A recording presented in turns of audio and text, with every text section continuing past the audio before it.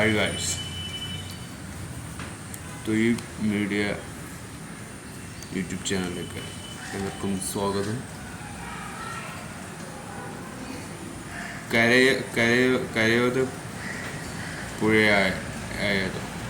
കരയായതോ പുഴയായതോ എന്നൊരു ചോദ്യം. അതായത് നമ്മുടെ ഡിസ്ട്രിക്റ്റിൽ കണ്ണൂർ ഏരിയകളിൽ വളരെ ശക്തമായ മഴയായിരുന്നു ഉണ്ടായിരുന്നത്. റെഡ് അലേർട്ട്, ഓറഞ്ച് അലേർട്ട്, അങ്ങനെ നിരവധി സംഭവങ്ങളാണ് നമ്മൾ കേൾക്കുന്നത്. കക്കാടാണ് ഇപ്പോൾ വളരെ വലിയ ഡേഞ്ചറസിലൂടെ പോയിക്കൊണ്ടിരിക്കുന്നത്. കര കവിഞ്ഞു എന്നതാണ് പറയുന്നത്. റെഡ് അലേർട്ടാണ് ഉണ്ടായത്. 30 ഇന്നലെയാണ് സംഭവം ഉണ്ടായത്. നമുക്കത് വാർത്ത കേൾക്കാം. കണ്ണൂർ ജില്ലയിൽ ശക്തമായ മഴ തുടരുന്നുണ്ട്. കക്കാട് പുഴ കര കവിഞ്ഞിട്ടുണ്ട്. ഫെലിക്സ് ഉണ്ട് അവിടെ നിന്ന് വിവരങ്ങളുമായി. Felix, good morning. കക്കാട് പുഴ കഴിഞ്ഞ ദിവസം തന്നെ കര കവിഞ്ഞൊഴുകിയിരുന്നു. മറ്റ് പല സ്ഥലങ്ങളിലും വെള്ളക്കെട്ട് രൂപപ്പെടുകയും ശക്തമായ കാറ്റിൽ മരം കടപുഴകി വീഴുകയും ഒക്കെ ചെയ്തിട്ടുണ്ട്. ഇന്ന് എന്താണ് മഴയുടെ അവസ്ഥ ഫെലിക്സ്? ഇന്നലെയൊക്കെ മഴ അല്പം ശമനം ഉണ്ടായിരുന്നെങ്കിൽ ഇന്ന് വ്യത്യസ്തമായിട്ട് ശക്തമായ മഴയാണ് ഇന്നലെ രാത്രി മുതൽ കണ്ണൂർ ജില്ലയിൽ അനുഭവപ്പെടുന്നത്. അപ്പോൾ നേരത്തെ ഈ കക്കാട് പുഴ നമുക്കറിയാം കര കവിഞ്ഞതാണ്. പക്ഷെ കഴിഞ്ഞ ദിവസം അത് കുറച്ച് വെള്ളം ഇറങ്ങിയിരുന്നു. പക്ഷെ ഇന്നലെ രാത്രിയുള്ള ശക്തമായ മഴയിൽ വീണ്ടും വെള്ളം കയറിക്കൊണ്ടിരിക്കുകയാണ്. നമ്മൾ ഈ ദൃശ്യങ്ങളിൽ കാണുന്ന കക്കാട് പുഴയാണ്. ഈ പുഴയുടെ ഒരു വശത്തായ ഒരു റോഡുണ്ട്. പക്ഷെ ഇപ്പോൾ നമുക്ക് ദൃശ്യങ്ങളിൽ ആ റോഡ് കാണാൻ കഴിയില്ല എന്നതാണ്. കാരണം റോഡ് ഏതാ, പുഴ ഏതാ, തോട് ഏതാ എന്നറിയാത്ത അവസ്ഥയിലേക്ക് എല്ലാം വെള്ളം കയറിയ നിലയിലാണ്. അപ്പോൾ ഇതുവഴി പള്ളിപ്പുറമടക്കം മുണ്ടയാട് ഇൻഡോർ സ്റ്റേഡിയത്തിലേക്ക് അടക്കം ഉള്ള വഴിയാണ്. ഈ വഴിയിലൂടെ ഗതാഗതം പൂർണ്ണമായും നിരോധിച്ച അവസ്ഥയിലാണ്. കാരണം വാഹനങ്ങൾക്കൊന്നും തന്നെ പോകാൻ കഴിയാത്ത ഒരു സ്ഥിതിവിശേഷം ഉണ്ട്. കാരണം ആ രീതിയിൽ ഈ പ്രദേശത്തൊക്കെ തന്നെ വെള്ളം കയറിയിട്ടുണ്ട് എന്നതാണ്.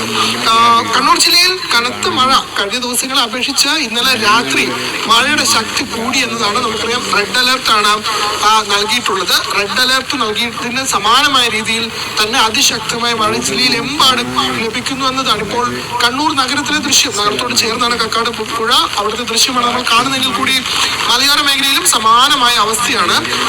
ഇപ്പോൾ ശ്രീകണ്ഠാപുരം, തളിപ്പറമ്പ്, ആലക്കോട്, ഇരിട്ടി, പേരാവൂർ, കൊട്ടിയൂർ തുടങ്ങിയ മേഖലകളിലൊക്കെ തന്നെ അതിശക്തമായ മഴ അനുഭവപ്പെടുന്നുണ്ട്. കഴിഞ്ഞ ദിവസങ്ങളിലൊക്കെ തന്നെ മരം കടപുഴകി വീണ വലിയ രീതിയിലുള്ള അപകടങ്ങളാണ്. നിരവധി വീടുകൾ, 48 വീടുകളാണ് കണ്ണൂർ ജില്ലയിൽ മരം വീണ് തന്നെ തകർന്നത്. ഒപ്പം തന്നെ 200-ലധികം ഇടങ്ങളിൽ മരം വീണ് അപകടമുണ്ടാകുന്ന സാഹചര്യവും ഉണ്ടായി. അപ്പൊ അതുകൊണ്ട് വലിയ ജാഗ്രതാ നിർദ്ദേശം നൽകിയിട്ടുണ്ട്. വിദ്യാഭ്യാസ സ്ഥാപനങ്ങൾക്കൊക്കെ തന്നെ ഇന്നും അവധിയാണ്. അപ്പോൾ കർശനമായി ജാഗ്രത പാലിക്കണമെന്നതാണ് പൊതുവെ ജില്ലാ ഭരണകൂടം നൽകുന്ന നിർദ്ദേശം. ഏതായാലും ഈ മഴ ഇനിയും തുടർന്നാൽ തീർച്ചയായിട്ടും ഇന്നലെ രാത്രി തുടങ്ങിയ മഴ ഇപ്പോഴും അവസാനിക്കാതെ ഇന്നും ഇത് റെഡ് അലർട്ടാണ്. ഇപ്പോൾ പ്രത്യേക മേഖലകളിൽ, അതായത് മണ്ണിടിച്ചിലിന് സാധ്യതയുള്ള മേഖലകളിലൊക്കെ താമസിക്കുന്നവർക്ക് മുന്നറിയിപ്പ് കൊടുത്തിട്ടുണ്ട്. അവിടെ നിന്ന് മാറി താമസിക്കുക, ബന്ധുവീടുകളിലേക്കോ അല്ലെങ്കിൽ ദുരിതാശ്വാസ ക്യാമ്പുകളിലേക്കോ പോകണം എന്നൊക്കെ പറഞ്ഞിട്ടുണ്ട്. അതുപോലെ കണ്ണൂർ ജില്ലയിൽ മലയോര മേഖലയിലൊക്കെ ഇത്തരത്തിൽ ഏതെങ്കിലും ജാഗ്രതാ നിർദ്ദേശം പ്രത്യേകമായി നൽകിയിട്ടുണ്ടോ? ബലം പ്രയോഗിച്ച് ഒഴിപ്പിക്കേണ്ടതായിട്ടുള്ള ഒരവസ്ഥയുണ്ടോ? പലർക്കും വീട് വിട്ടു പോകാൻ ബുദ്ധിമുട്ടുണ്ടാവും. ദുരിതാശ്വാസ ക്യാമ്പുകൾ കണ്ണൂർ ജില്ലയിൽ ഇതുവരെയും തുറന്നിട്ടില്ല എന്നാണ് നമുക്ക് മനസ്സിലാക്കാൻ കഴിയുന്നത്. കാരണം ആ രീതിയിൽ മണ്ണിടിച്ചിൽ മേഖലയിൽ നിന്നും ആളുകൾ സ്വന്തം വീടുകൾ അല്ലെങ്കിൽ ബന്ധുക്കളുടെ വീടുകളിലേക്കൊക്കെ മാറാനുള്ള നിർദ്ദേശമാണ് ഇപ്പോൾ നൽകിയിട്ടുള്ളത്. അതിനപ്പുറത്തേക്ക് ദുരിതാശ്വാസ ക്യാമ്പുകളൊന്നും തന്നെ തുറന്നിട്ടില്ല. അതേസമയം ഈ മഴ ഇങ്ങനെ തുടരുകയാണെങ്കിൽ താഴ്ന്ന പ്രദേശങ്ങളിലെ വീടുകളിലൊക്കെ തന്നെ വെള്ളം കയറും എന്ന കാര്യത്തിൽ തർക്കമൊന്നുമില്ല. കാരണം ഇപ്പോൾ തന്നെ വെള്ളം കയറിയിരിക്കുന്നു, റോഡുകളിൽ കയറിയിരിക്കുന്നു. ഈ പ്രദേശം ഇപ്പോൾ ഞാൻ പറയുന്ന ഈ പുഴയോടൊക്കെ ചേർന്നുള്ള താഴ്ന്ന പ്രദേശങ്ങളൊക്കെ തന്നെ വെള്ളം കയറാൻ സാധ്യതയുണ്ട്. ഈ വഴിക്ക് ഇപ്പോഴും വാഹനം വരുന്നത് നമുക്ക് കാണാൻ കഴിയും. ആ വാഹനം വരുന്നത് കണ്ടാൽ എത്രമാത്രം വെള്ളത്തിലാണ് ഈ റോഡ് ഉള്ളത്, അതായത് അത് റോഡാണോ പുഴയാണോ എന്ന് മനസ്സിലാക്കാൻ കഴിയുന്നില്ല. ആ വാഹനം വരുന്നത് കാണുമ്പോൾ അത്രയധികം വെള്ളം നിറഞ്ഞൊരവസ്ഥയിലാണ് ഈ റോഡ് മുഴുവനായിട്ടും ഉള്ളത്. ചെറിയ വാഹനങ്ങൾക്ക്, ഇരുചക്ര വാഹനങ്ങൾക്കോ അല്ലെങ്കിൽ ചെറിയ കാറുകൾക്കോ ഒന്നും തന്നെ പോകാൻ കഴിയാത്ത ഒരു സ്ഥിതിയാണ് ഉള്ളത്. ആ രീതിയിൽ ഈ റോഡിൽ വെള്ളം കയറിയിട്ടുണ്ട് എന്നതാണ്. അത്രയധികം ദുരിതം ഈ മേഖലയിലെ ജനങ്ങൾ അനുഭവിക്കുന്നുണ്ട് എന്ന് വേണം നമുക്ക് മനസ്സിലാക്കാൻ. ഏതായാലും ശക്തമായ മഴ തുടരും കണ്ണൂർ ജില്ലയിൽ എന്നതാണ് കാലാവസ്ഥാ നിരീക്ഷണ കേന്ദ്രത്തിന്റെ മുന്നറിയിപ്പ്. അങ്ങനെ മഴ തുടരുകയാണെങ്കിൽ തീർച്ചയായിട്ടും അത് വലിയ ആശങ്ക ഉണ്ടാക്കും. പ്രത്യേകിച്ചും താഴ്ന്ന പ്രദേശങ്ങളിലടക്കം താമസിക്കുന്ന ആളുകളാണ്. സമാനമായ മഴ ഉണ്ടാവും എന്ന് തന്നെയാണ് നേരത്തെ നമുക്ക് കാലാവസ്ഥാ നിരീക്ഷണ കേന്ദ്രം അറിയിച്ചിട്ടുള്ളത്. സൈലന്റ് ഹൈബ്രിഡ് ക്യാമ്പസിൽ 1 year റിപ്പീറ്റ് പ്രോഗ്രാമിൽ പഠിച്ച് നമ്മൾക്ക് ഇനി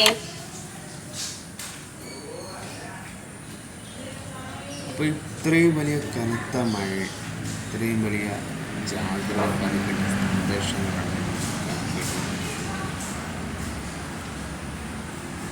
എന്തുകൊണ്ടും ഈ ഒരു മഴ നമുക്ക് ഒന്നും നേടുന്നില്ല. അപ്പോൾ മഴ അത്രക്കും അലേർട്ടാകുന്നുണ്ട്. നമ്മൾ നോക്കണം. കരയേതോ പുഴയേതോ എന്നറിയാത്ത അവസ്ഥയിൽ, കരയേതോ പുഴയേതോ എന്നറിയാത്ത കണ്ണൂരിൽ കക്കാട് പുഴ കര കവിഞ്ഞു ശക്തമായി മഴ തുടരുന്നു എന്നതാണ് അവരുടെ പറച്ച. ഇപ്പോൾ വീടുകളിലൊക്കെ വളരെ ഡേഞ്ചറസ് ആയ സിറ്റുവേഷൻ. അപ്പോൾ നമ്മൾ ജാഗ്രത പാലിക്കേണ്ടതുണ്ട്. നമ്മുടെ സിറ്റിയിലാണ്, നമ്മുടെ ഡിസ്ട്രിക്റ്റിലാണ്. സംഭവം നിസ്സാരമല്ല എന്നതാണ് ന്യൂസുകളിൽ കാണാൻ സാധിക്കും. നന്നായി വെള്ളം കവിഞ്ഞിട്ടുണ്ട്. കര കവിഞ്ഞ് റോഡിലേക്ക് വരുന്ന സിറ്റുവേഷൻ, ഒരു പ്രളയത്തിൻ്റെ ഒരു ഉത്കണ്ഠയൊക്കെ ഈ മഴയ്ക്ക് സാധ്യത നമുക്ക് കാണാൻ പറ്റും. നമ്മൾ പ്രേക്ഷകരോട് പറയാനുള്ളത് സിറ്റുവേഷനാണ്. ഈ സിറ്റുവേഷൻ എങ്ങനെ കൈകാര്യം ചെയ്യണമെന്നത് നമുക്കറിയേണ്ടത് അത്യാവശ്യമാണ്. നമുക്കതിൻ്റെ വഴികൾ തുറന്നു തരേണ്ടത് ഇവിടുത്തെ ഡിസാസ്റ്റർ മാനേജ്മെൻറ്റ് തന്നെയാണ്. എങ്ങനെ പിന്നെ ഗവൺമെൻറ്, സർക്കാർ ഇവരൊക്കെ ഒരു സൊല്യൂഷൻ കണ്ടെത്തണം. എല്ലാ സ്ഥലത്തും ഇതുപോലുള്ള അപകടങ്ങൾ വരുമ്പോൾ അവിടെ തങ്ങിപ്പാർക്കാനുള്ള നല്ല നല്ല ദുരിതാശ്വാസ ക്യാമ്പ് ഉണ്ടാക്കേണ്ടത് അനിവാര്യമാണ്. കണ്ണൂരുകളിൽ പോലും ആ അപകടങ്ങളുണ്ട്. കക്കാട് റോഡുകളിലാണ്. അത് നിങ്ങൾ ചെയ്യുക എന്ന് പറഞ്ഞുകൊണ്ട് നിങ്ങൾ ചെയ്യുന്ന നല്ല കാര്യങ്ങളിൽ ഇതിലും ഉൾപ്പെടുത്തിക്കൊണ്ട് കണ്ണൂരിൻ്റെയും കാസർഗോഡുകളും വളരെ അപകടത്തിൽ, തലപ്പറമ്പ് ഭാഗങ്ങളെല്ലാം വളരെ ഡേഞ്ചറസ്. 48 മരങ്ങളാണ്. പിന്നെ 48 വീടുകൾക്കും അപകടം. അങ്ങനെ ഒരുപാട് അപകടങ്ങൾ നാടാകെ അലക്ഷ്യമായി കിടക്കുകയാണ്. ആ അവസ്ഥ പരിഹരിക്കാൻ ഈ ഗവൺമെൻറ് തുനിഞ്ഞു. മഴയ്ക്ക് ഒരു ഓറഞ്ച് അലേർട്ട്, ശാന്തതയുണ്ട്. രാത്രി കാലങ്ങളിലാണ് മഴയ്ക്ക് ജാഗ്രത കൂടുതൽ വേണ്ടത്. സമയവും സന്ദർഭവും നോക്കിയല്ല മഴ പെയ്യുന്നത്. ചില സമയങ്ങളിൽ മാത്രമാണ് മഴ പവർ കൂടുന്നത്. അത് 200-ന് മുകളിലേക്ക് മാറും. ശക്തമായ കാറ്റിലൂടെ മഴയിൽ നമ്മൾ സ്ലിപ്പാവാനാണ് സാധ്യത. നമ്മൾ തെറിച്ച് പോകാൻ സാധ്യത. അങ്ങനെയുള്ള ഒരുപാട് ഇൻസിഡൻസിനെ നമുക്ക് മനസ്സിലാക്കാം.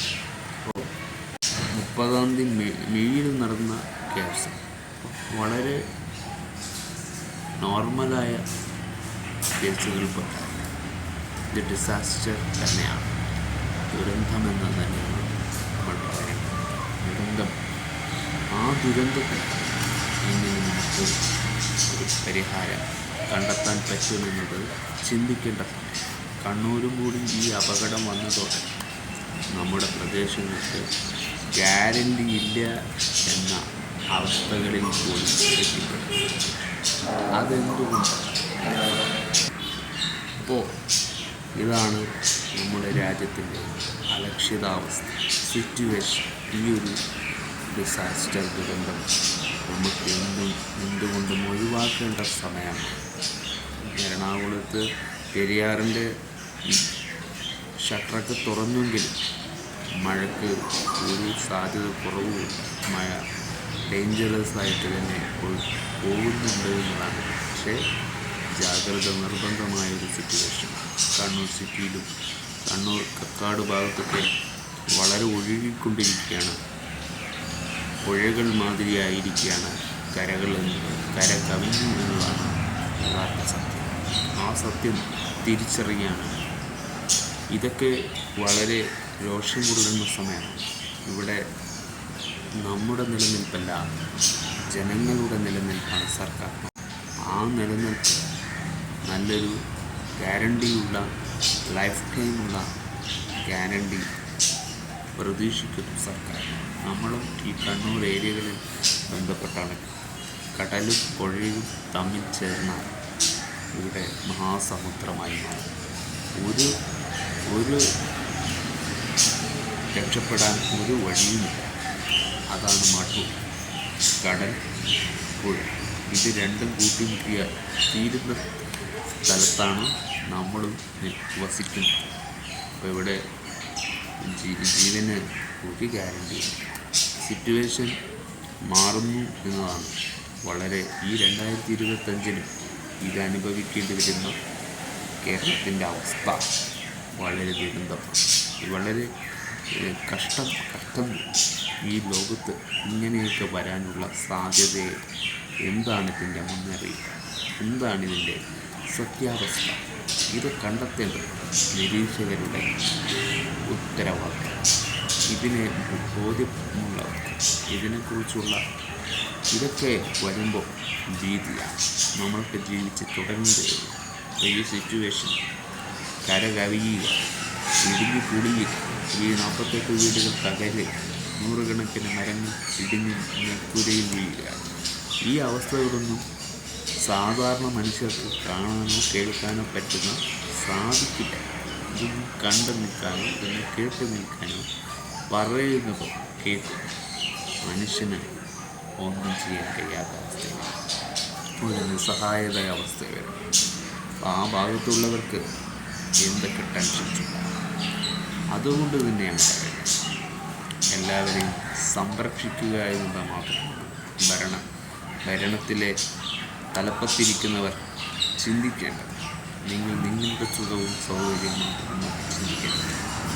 സാധാരണക്കാർക്ക് ഒരു വിലയെങ്കിലും, ഒരു രൂപയുടെ നാണയത്തിൻ്റെ വിലയെങ്കിലും നിങ്ങൾ കൊടുക്കണം. ഇല്ലെങ്കിൽ അവർ നിങ്ങൾക്ക് സമാധാനം നൽകില്ല. അവർ നിങ്ങൾ സമാധാനത്തിൽ ഉറക്കില്ല. കാരണം എന്തുകൊണ്ടാണ് എന്നത് ചിന്തിക്കും. തെറ്റുകൾ സംഭവിക്കും. ഇങ്ങനെയുള്ള നാശനഷ്ടങ്ങൾക്ക് ലോകത്ത് കിട്ടും.